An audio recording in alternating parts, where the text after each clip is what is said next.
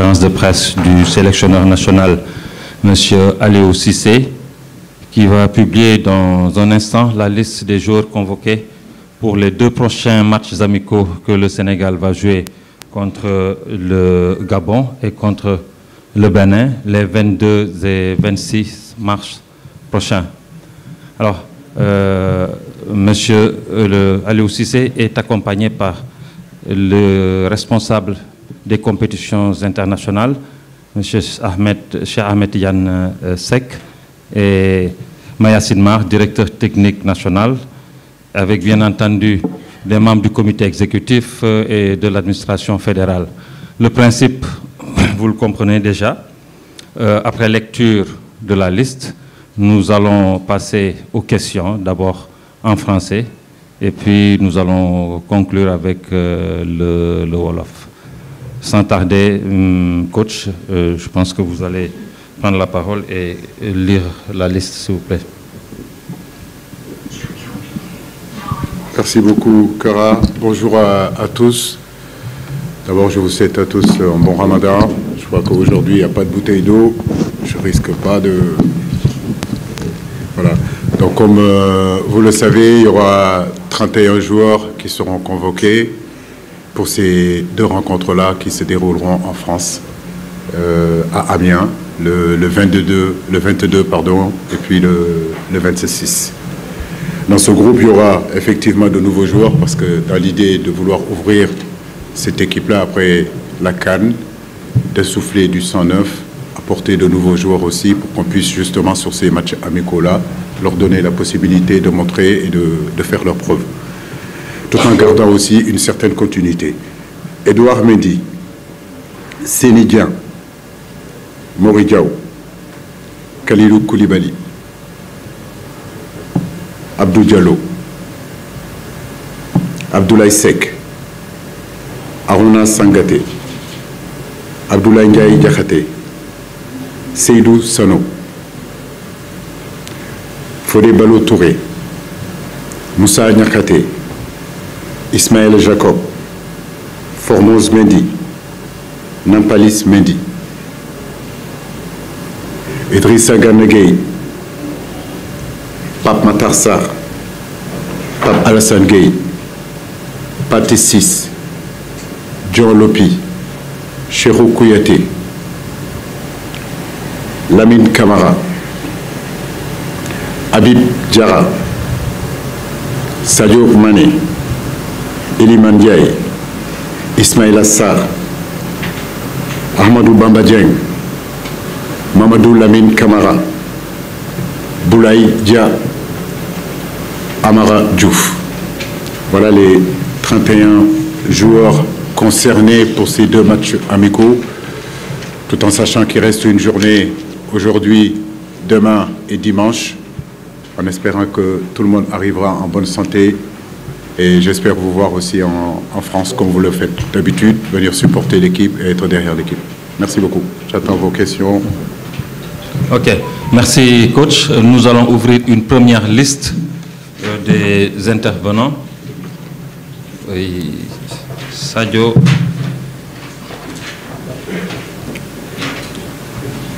Ka.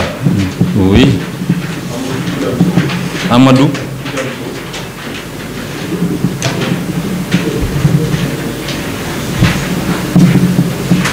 Quel organe, s'il vous plaît? Quel organe? Oui.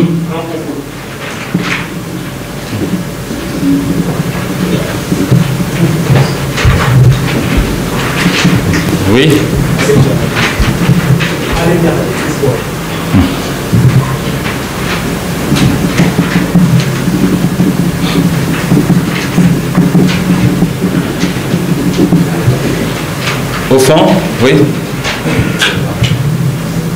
Oui. C'est qui?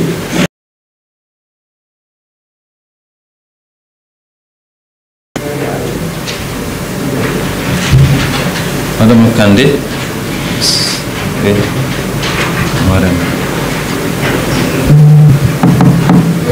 Madame Ndiaye.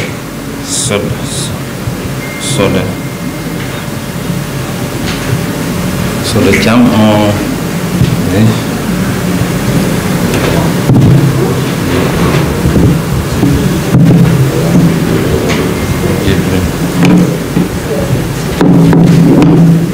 Donc, 6e, oui.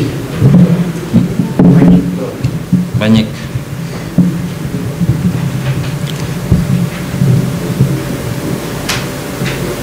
Alors, donc, oui. Bon, après, on va ouvrir une seconde liste. OK? Pour l'instant, nous donnons la parole à Sadio Ka.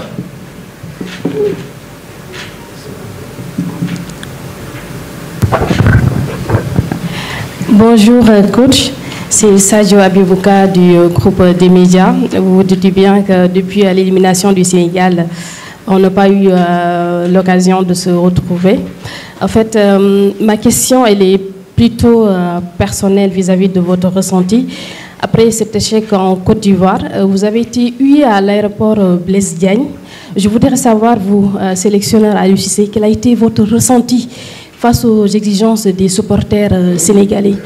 Une autre question, il s'agit de Youssouf Sabaly qui a décidé de prendre sa retraite internationale et de se consacrer entièrement à son club, le Real Betis. Je voudrais savoir quand est-ce que vous avez eu cette discussion-là et quel a été le déclic pour qu'il prenne cette décision, et est-ce que dans votre tête vous avez véritablement des éléments pour remplacer Youssouf Sabaly? Merci. Merci Sadio. D'abord, je vais commencer par la deuxième question concernant Youssou. Youssou, c'est un garçon, j'ai de très bons rapports avec lui. C'est un garçon, je me suis battu pour qu'il vienne à l'équipe nationale.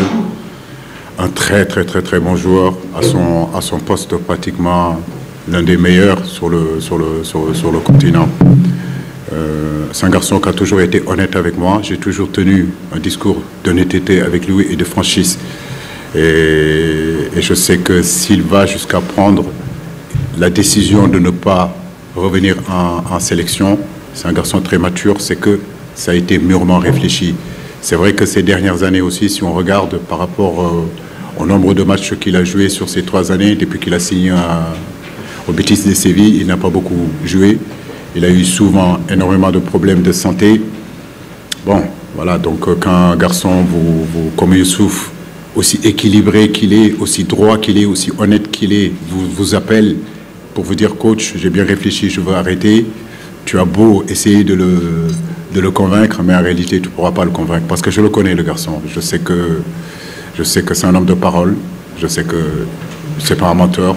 Ce qu'il dit, c'est ce qu'il y a vraiment. Mais c'est vrai que pour nous, c'est une perte.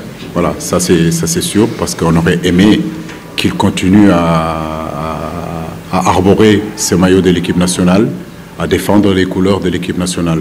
Mais quand un garçon décide d'arrêter aussi, on ne peut pas le forcer. Donc il a fait ce choix-là. La seule chose que je peux dire, c'est que je le remercie. Voilà, je le remercie pour tout ce qu'il a pu faire pour cette équipe nationale, pour son honnêteté, pour sa franchise, pour son professionnalisme aussi. Voilà, donc c'est un exemple, ça a été un exemple, et il a fait partie aussi de nos cadres. Donc c'est une grosse perte pour nous. Oui, le retour, c'est 2 retours constatés, tout à fait. Entre 2022, où on en revient avec la coupe, où je suis en haut avec le drapeau et la coupe, et un retour où je suis hué. Mais ça, c'est le football, c'est comme ça. Je ne peux pas me l'expliquer, mais c'est fait ainsi. Vous savez, dans le sport, ça fait depuis 13 ans, l'âge de 13 ans que je suis dans ce football-là. Et j'ai appris que le public, ce qu'il a aimé aujourd'hui, peut ne pas l'aimer demain. Mais ça fait partie des aléas du football, ça fait partie de notre vie de tous les jours. J'ai envie de dire aussi, de l'autre côté, j'ai eu beaucoup de réconfort, beaucoup d'encouragement, de beaucoup de Sénégalais partout où je suis. Je viens de Ziguinchor et moi, quand je pars en Casamance, je prends la route. Et je peux vous garantir que quand je suis arrivé à Caraïbes, quand je suis sorti, j'ai su qu'il y avait quand même beaucoup de gens qui étaient derrière l'équipe nationale et derrière leur coach. Mais comme je l'ai dit, c'est comme ça. Merci.